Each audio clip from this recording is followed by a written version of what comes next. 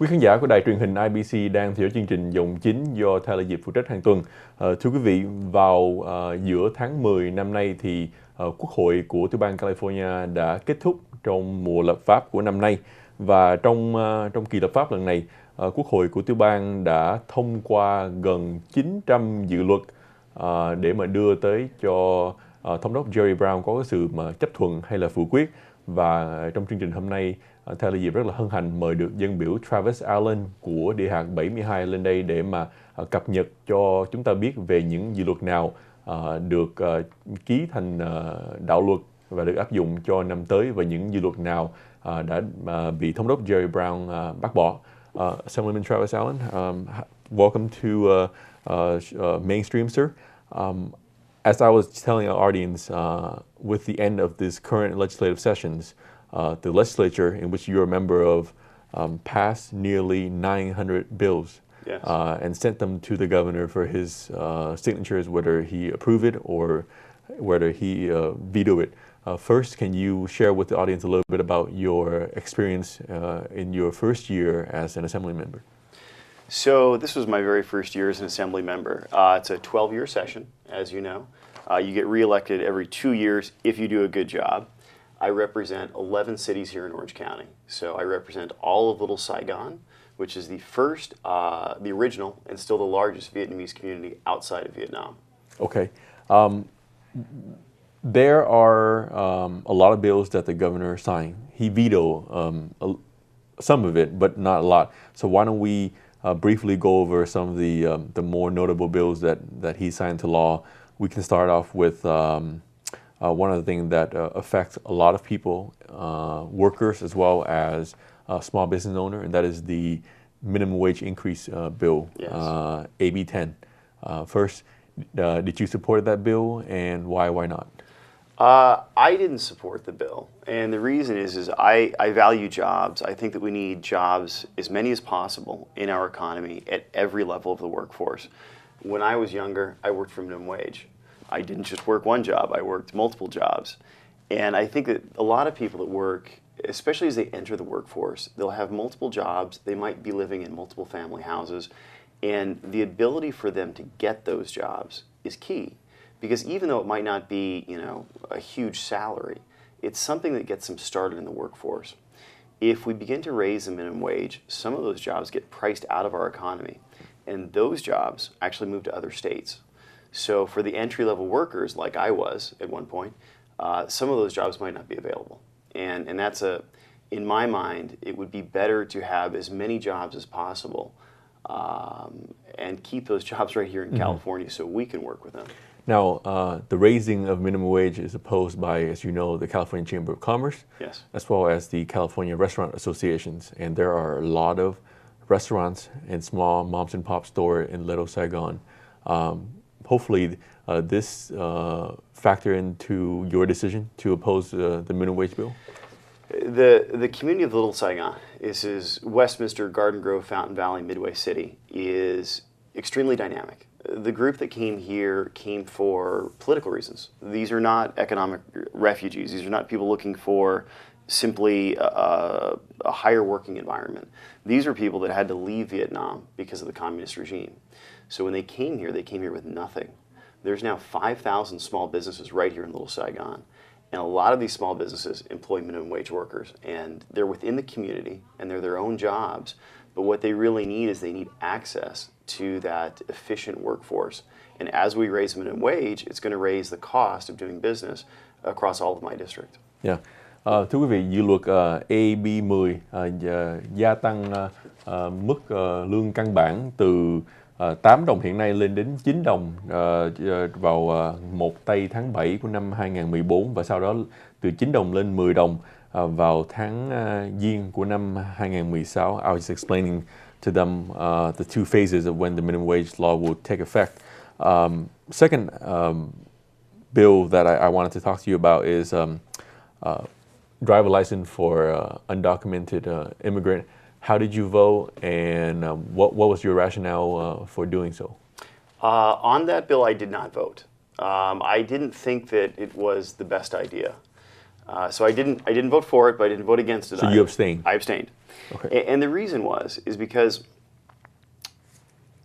the license that will be provided, it's not a driver's license. It's a driver's privilege card.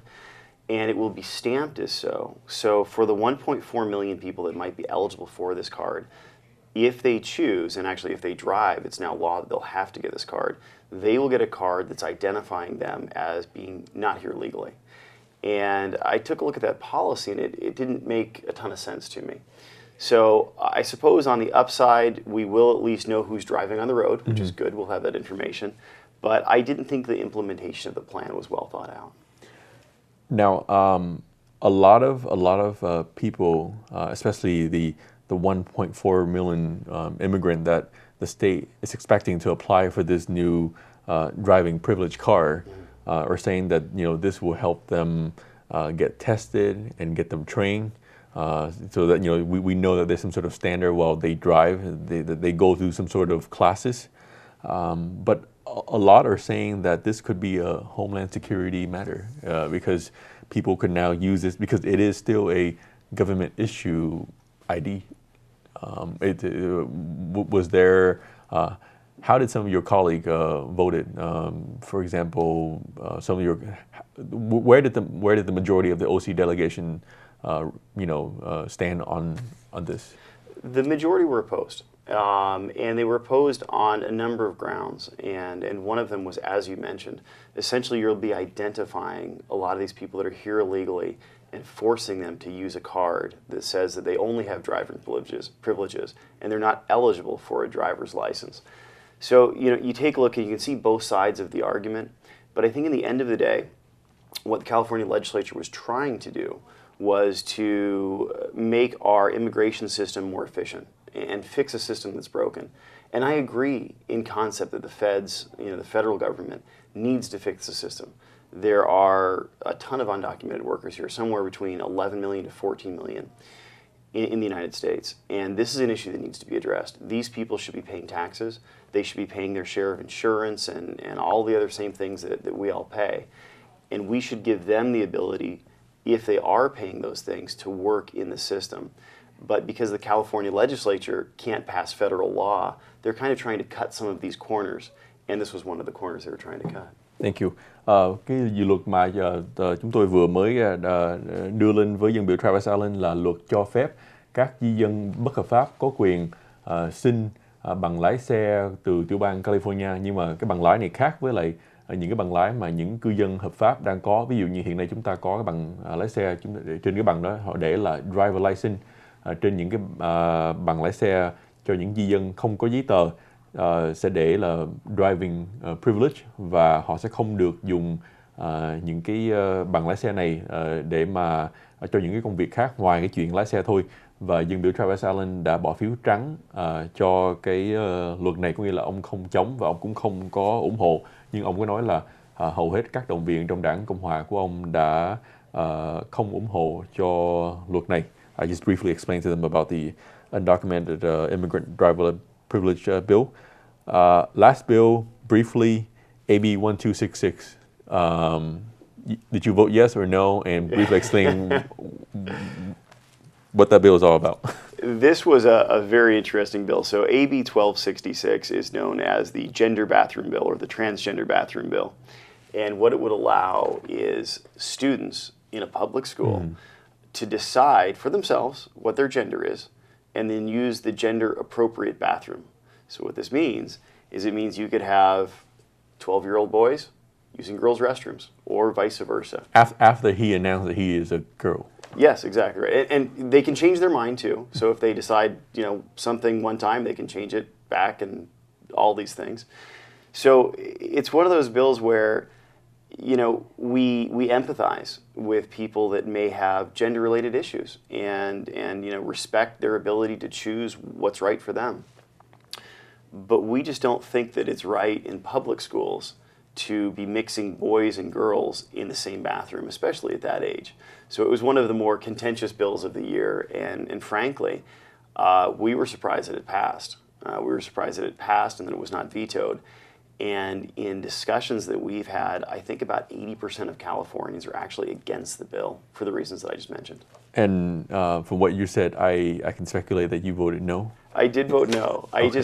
I respect people's ability to choose what's right for themselves, but at the same time, I don't think it's right in our public schools to have boys in the girls' restroom and girls in the boys' restroom. I just think that might be a little bit too early for them to be doing things like this. Yes, a little bit too progressive at the moment.